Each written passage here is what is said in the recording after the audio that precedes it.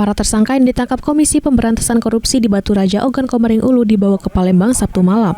Sebelumnya mereka ditangkap KPK dan diperiksa di Mapolres Oku. Penangkapan para tersangka terkait dengan kasus dugaan suap proyek di Dinas Pekerjaan Umum dan Penataan Ruang Oku.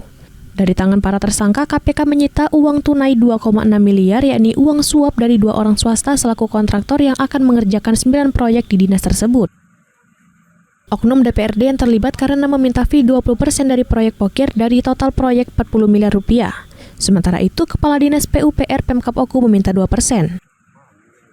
KPK telah menetapkan 6 orang tersangka, yakni FJ, MFR, dan UH anggota DPRD Oku ditahan di Rutan C1K KPK.